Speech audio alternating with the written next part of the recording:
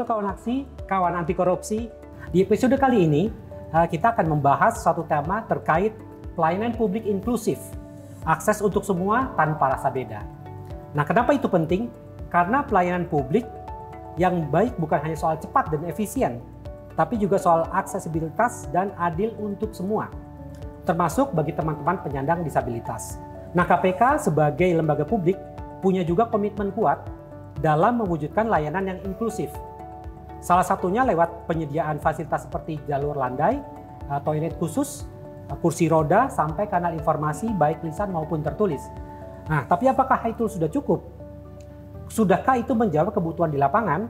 Nah, hari ini kita kedatangan dua narasumber yang sangat kompeten di bidangnya. Pertama kita sapa dulu narasumber pertama kita, Ibu Justisia Arif. Selamat sore Ibu Justisia. Selamat sore Mas Adi. Apa kabar Ibu? Alhamdulillah baik, terima kasih. Nah, nanti saya ingin tanya-tanya tentang Ibu ya, terkait tema kita sore kali ini ya. Baik.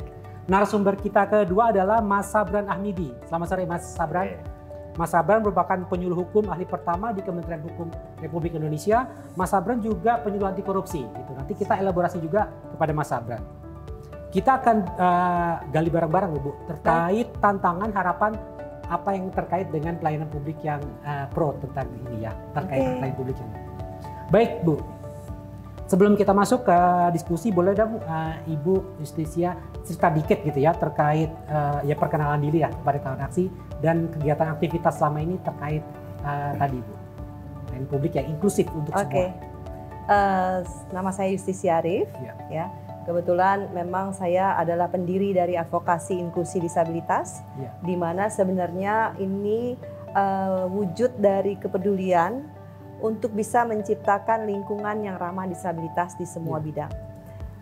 Visi misi kami adalah sebenarnya bagaimana masyarakat ini bisa menerima kelompok rentan, yaitu penyandang disabilitas, masih disebut kelompok rentan di sini ya, bahwa ini bisa hidup setara, bermartabat seperti yang lain. Nah, fokus kerja kami itu sebenarnya di advokasi kebijakan serta pemberdayaan teman-teman disabilitas. Nah, salah satu advokasi yang kami lakukan adalah itu tadi terkait bagaimana menciptakan lingkungan yang inklusif. Salah satunya itu layanan publik yang inklusif. Itu tentunya sudah ada payung hukumnya Pak Adi ya. Mas Adi ya. Mas Adi kayak Satu Undang-Undang Nomor 8 Tahun 2016 ya kan, itu sudah menyebut terkait aksesibilitas.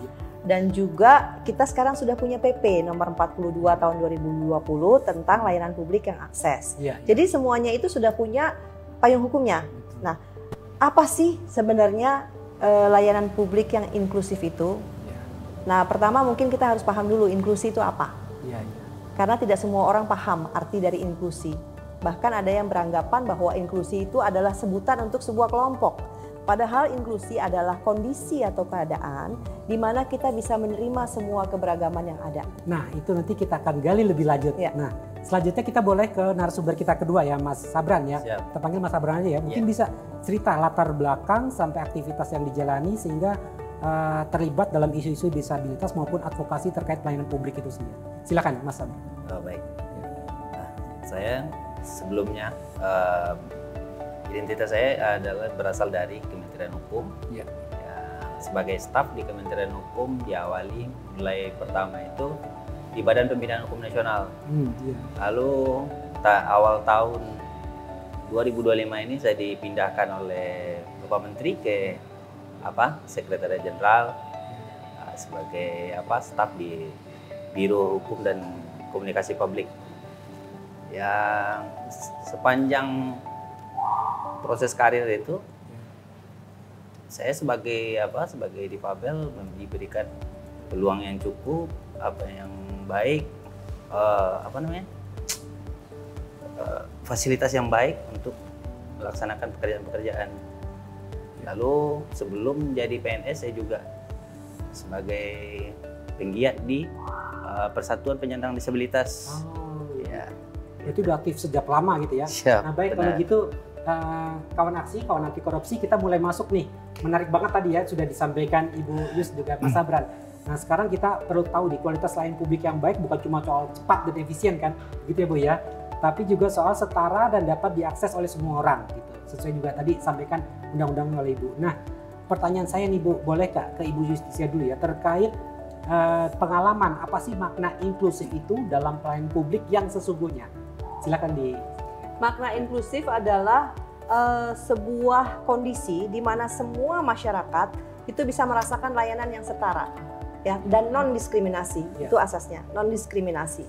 Nah, itu kan tadi saya sudah bilang adanya undang-undang, adanya peraturan dan sebagainya.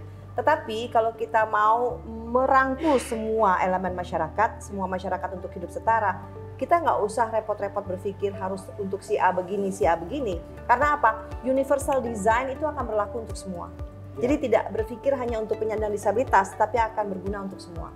Ya, jadi untuk lansia, untuk wanita hamil, untuk siapapun yang membutuhkan, itu bisa mudah mengakses semua layanan publik. Seperti itu.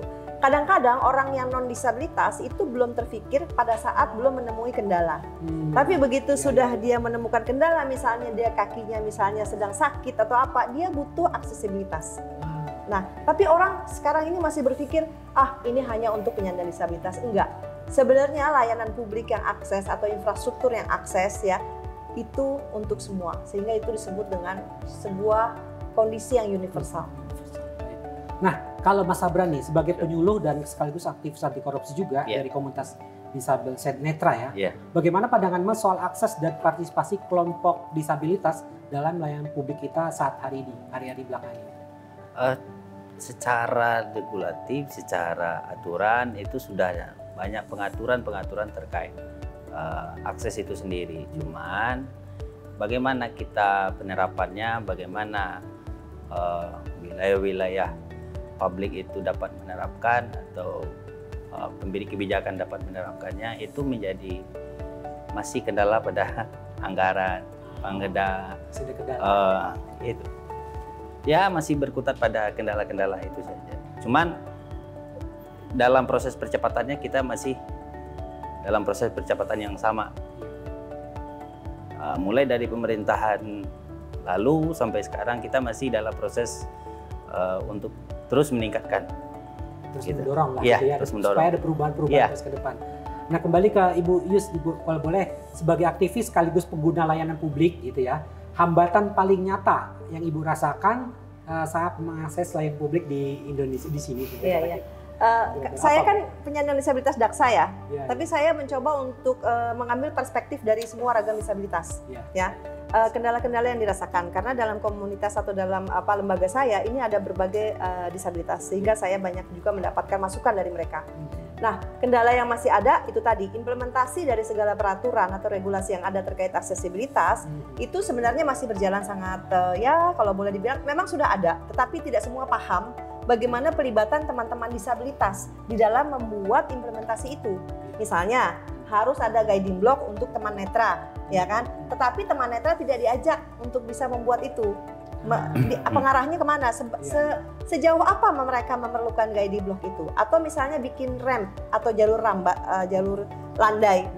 Itu penyandang disabilitas kursi roda itu tidak disertakan untuk bisa melihat kebutuhan mereka. Jadi kan harus ditanya kepada penggunanya sebenarnya segala macam itu, pembangunan itu. Nah, hambatan yang saya rasakan selama ini adalah masih banyak gedung-gedung publik, ya, fasilitas umum yang memang belum dapat diakses oleh kami. Masih banyak. Berarti masih banyak. Terkait pertanyaan kedua nih, kalau berarti dari kacamata Ibu Yus dan teman-teman komunitas audisi, fasilitas yang disediakan oleh lembaga-lembaga layanan publik itu masih belum sesuai gitu atau seperti apa? Kita contoh konkret aja ya Mas ya. Contoh konkret aja, misalnya harus adanya tempat parkir disabilitas di setiap gedung publik misalnya. Tapi apakah di setiap misalnya kementerian itu sudah disediakan? Contohnya seperti itu. Atau misalnya di tempat-tempat publik yang lain, ya kan? Sudah ada belum tempat parkirnya? Toiletnya sudah ada belum yang akses buat disabilitas? Rampnya sudah akses belum, walaupun sudah ada rampnya tapi banyak yang bikin curam, ya kan, tidak ada jalur rambatnya segala macam. Nah itu juga kan sebenarnya sudah ada peraturannya. Kemenpan RB itu, Surat Edaran Pan RB nomor 60 tahun 2022 itu sudah ada indikator aksesibilitas gedung sebuah layanan publik yang akses. Tapi apakah sudah dilaksanakan? Balik lagi tadi seperti Mas Sabran bilang, kita mau bikin tapi kita belum ada anggarannya nih, gitu, kayak gitu ya kan.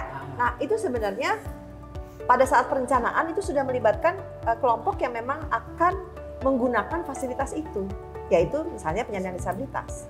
Nah, cocok nih. Apa yang disampaikan Bu Yus tadi cocok nih. Sekarang kita mau tanya ke Mas Sabran ya. Siap.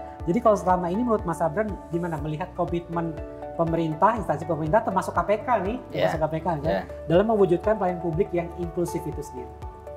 Ya, kembali saya sampaikan bahwasanya secara aturan itu sudah ada aturannya. Cuman secara penerapannya ini masih ya kita bilang masih separuh atau dua paruh hati lah gitu. Karena ya bagaimana? Karena faktor anggaran, faktor percepatan atau faktor pemahaman dari pemangku-pemangku kekuasaan terhadap apa itu yang dikatakan difabel, apa itu yang dikatakan disabilitas. Itu jadi di situ kondisi terkendalanya, bukan pada posisi yang lainnya.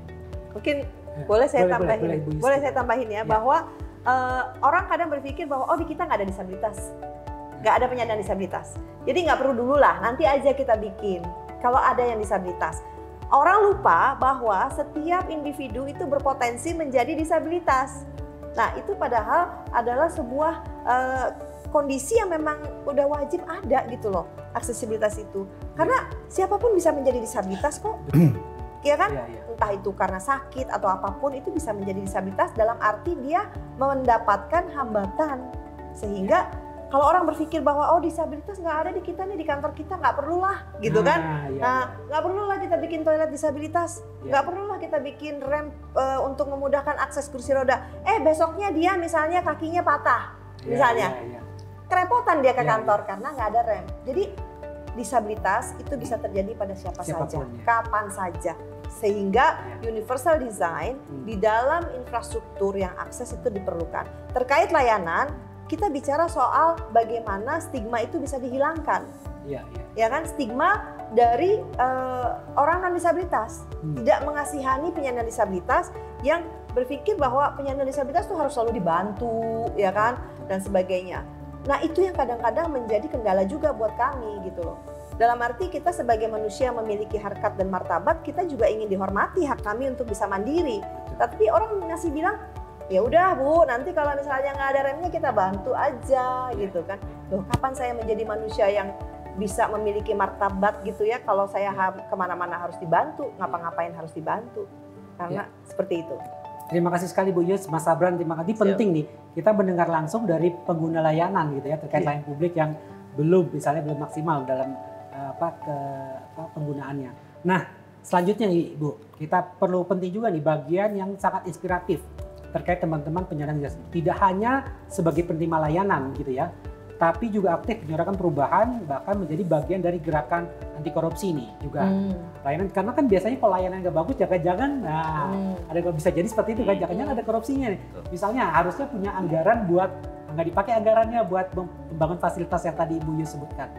Nah, kalau Bu Yus selama ini komunitas audisi, betul ya? Audisi.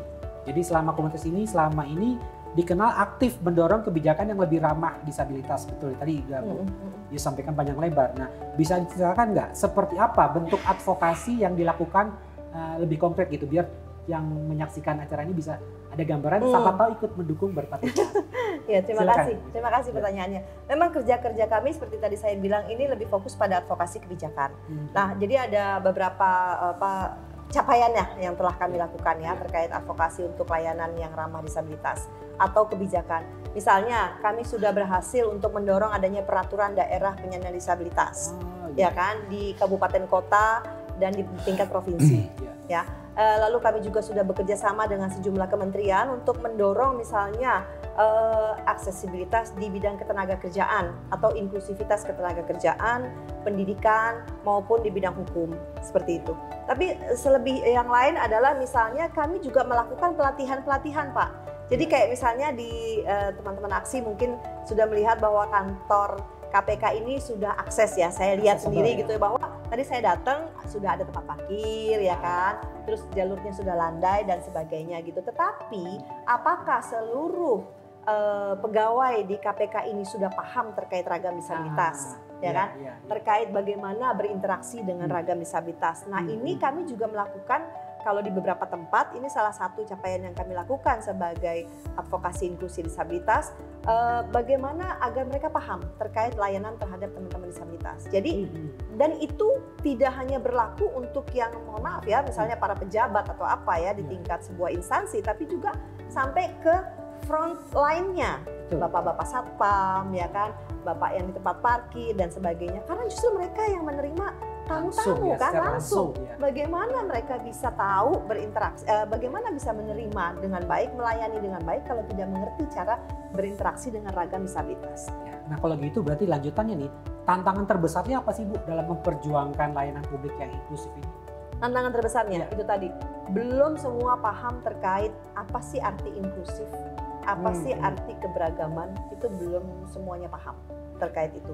Dan itu tadi bahwa satu lagi, banyak masyarakat yang menganggap disabilitas itu dalam model charity atau karitatif atau dengan rasa kasihan. Itu tantangan kita. Jadi saya jalan misalnya, saya tidak perlu bantuan, tetapi masyarakat langsung berasumsi bahwa saya harus selalu dibantu.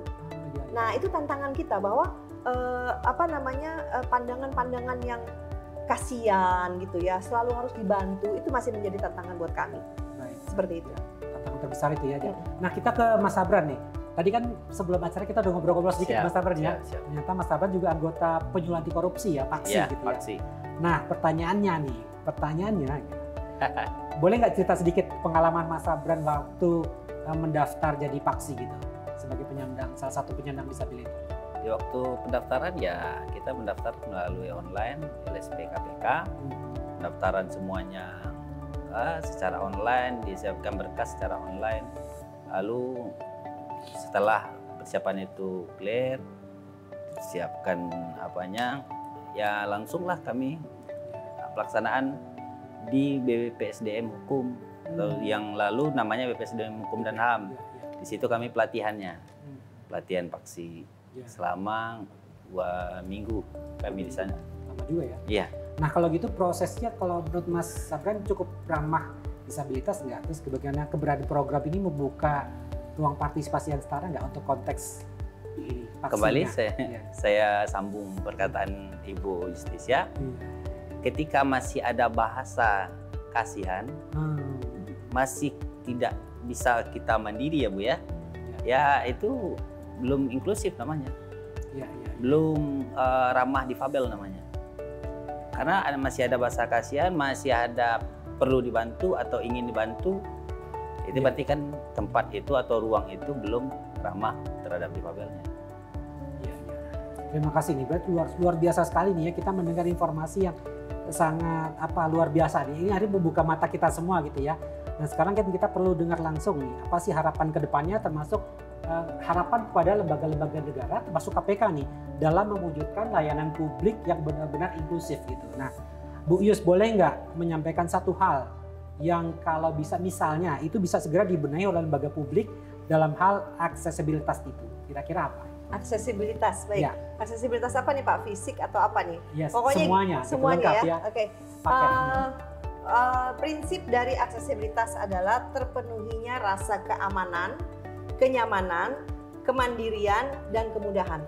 Jadi 4K itu menjadi sebuah prinsip aksesibilitas. Jadi kalau layanan publik sudah memenuhi 4K itu berarti layanan publik itu sudah memenuhi prinsip aksesibilitas, seperti itu. Artinya, saya sebagai penyandang disabilitas sudah merasa aman, ya kan? Sudah merasa nyaman untuk mengakses, sudah merasa mandiri. Itu tadi yang kita sebut berapa kali ya. Sama sudah merasa nyaman, seperti itu. Keamanan juga. Ya. Dari Mas Sabran? Kalau dari saya harapan ke depan yaitu lebih pada penekanan soft skill kita diakui,